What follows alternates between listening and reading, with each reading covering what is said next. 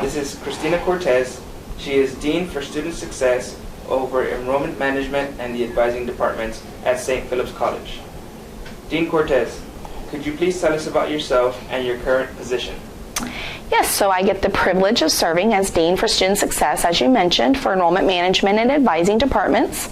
That's located in the Welcome Center, and that's all of the onboarding processes to get students on the pathway, to understand their pathway, to the completion of their pathway.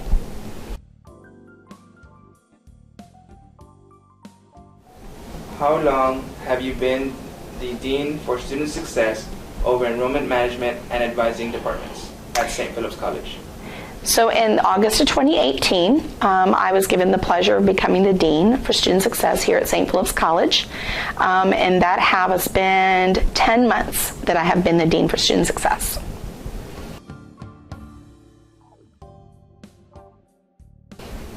Are you one who supports students or one who supports those who support students? I'm an individual that does both. As I mentioned, as Dean for Student Success, I am a person that came from the advising background, and which ultimately I wanted to ensure that I made students first as the Director of Advising. So I would say I'm both, because the second part of that question of being one who supports those who support students, in the role that I'm currently in as Dean for Student Success, I have direct leads that oversee departments that work to support those students.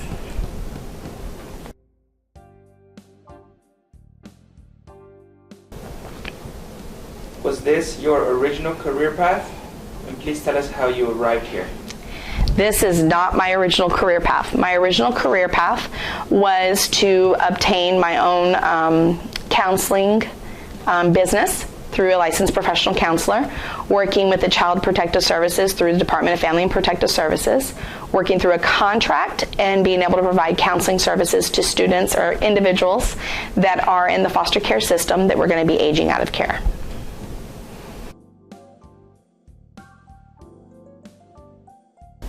When and how did you come to work in higher education? I began working in higher education in 2007. The reason for coming into higher education was I was previously working with various contracts through Lutheran Social Services in Corpus Christi, Texas.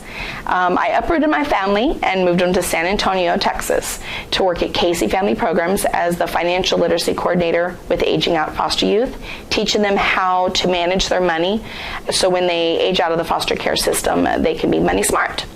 That was a contract, as I mentioned, various contracts. That was a contract, and that contract was ending. I began looking for opportunities. I applied at Coastal Bend College in Pleasanton, Texas, and I was offered the opportunity. That opportunity was the lead counselor that oversaw counseling, registration, advising, and all of that goes into that. And that was a long drive. It was an hour and 20 minutes there and an hour and 20 minutes back every single day. Did it for 2 years. But during that 2-year process, I applied at St. Philip's College 4 times. I got to interview with Dr. Loston 4 times. And on the 4th time was the charm. I was able to get the job that I have here at St. Philip's College as a Student Success Team Leader, overseeing the First Year Experience Center, working with a team of individuals to help our students get on a pathway. It was very quickly on that my previous supervisor, Dr. Paul Machin, recognized that I was what he called a Sergeant Carter, somebody who just got the job done. And he moved me over into the Welcome Center, where I was overseeing the advising department, and we were able to get our students on that pathway to completion. Throughout that time, I continued to work to better myself, better understand myself, professional growth, helping others to better understand themselves for professional growth. And as I mentioned very early on, in August of 2018, I was given the pleasure of being the Dean for Student Success here at St. Philip's.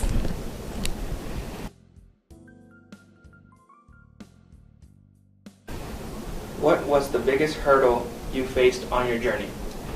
I would say probably the biggest hurdle, and I look at hurdles as opportunities. I don't look at them as a problem. I look at them as a way to be able to respond or react, to be able to make it a opportunity. I would say probably one of the biggest hurdles is that hour and 20-minute drive, driving to and from Pleasanton every day. I had small children, so that meant that even though I had to be there by 8 o'clock, I needed to leave by no later than 6:15 every morning and make sure that I get to work on time but still be a mom. And so that was probably one of the biggest hurdles for the journey of higher ed. Now, if you talk about professionalism and the journey to professionalism, going to college, when I aged out of foster care, I lived in my car for about 7 months, and I would shower at the gym, and I would eat at the 7-Eleven by warming up my ramen noodles and the microwave. I made friends with the clerk that was there, and so that would be my personal journey that was a hurdle.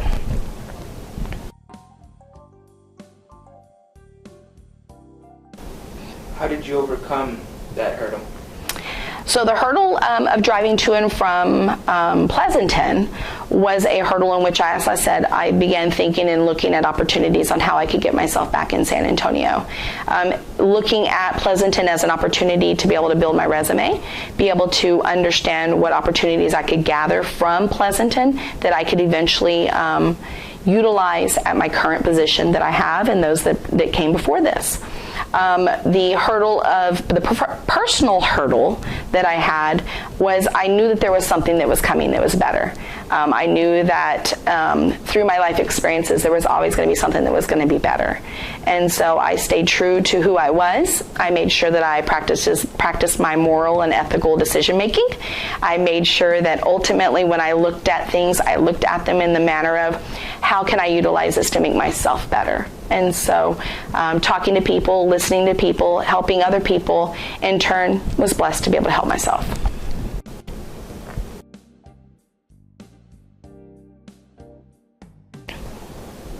Who was your most influential mentor or support along your path? My most support mentor was probably Sonia and Pat Thompson. They were my last foster parents. I lived in 17 foster homes. I went to 7 different high schools.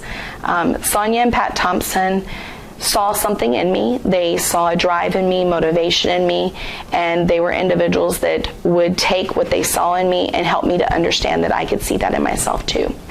They ultimately would provide opportunity to me to understand how things were influencing who I was and what I was doing, and how that influence is going to impact my life in the future. The second person that I would like to say that was also a mentor was my last caseworker. I had 9 caseworkers when I was in foster care, and my last caseworker, Josie Martinez, did just as Sonia and Pat Thompson did. She focused on identifying who I was, what I could do and how I could support myself, help me understand who I could be and what I could be, and ultimately she was another influence that just drove me to be who I am today. At 41 years of age, she still is an impact in my life. She sends me a birthday card every year to let me know that she still thinks about me.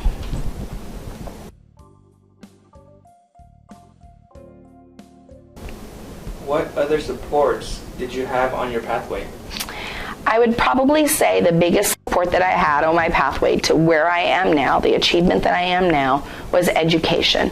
I lived in foster care, and while others may say that my college was paid for because I did age out of the foster care system, others may say, well, your college was paid for, you didn't have any burdens when you were in college. 17 foster homes was a big burden to be able to get a tuition waiver. And so I would say that the obstacle was overcome through education, and the use of my tuition waiver was an opportunity that led me to be able to be who I am today. Instilling education not only in myself, but my immediate family and my surrounding family.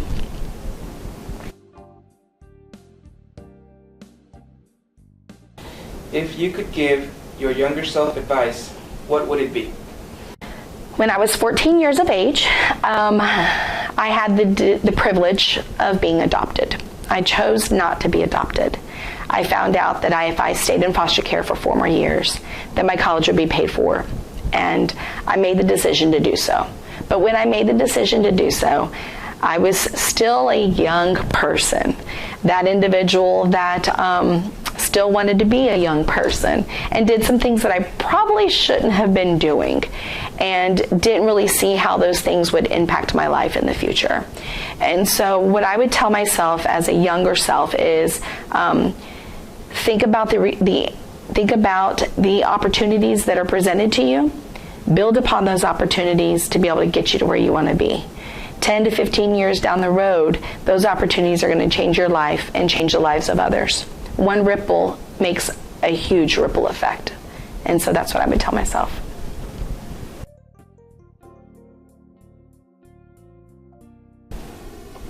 On behalf of the Emerging Leaders Program, Dean Cortez, thank you for sharing your journey with us.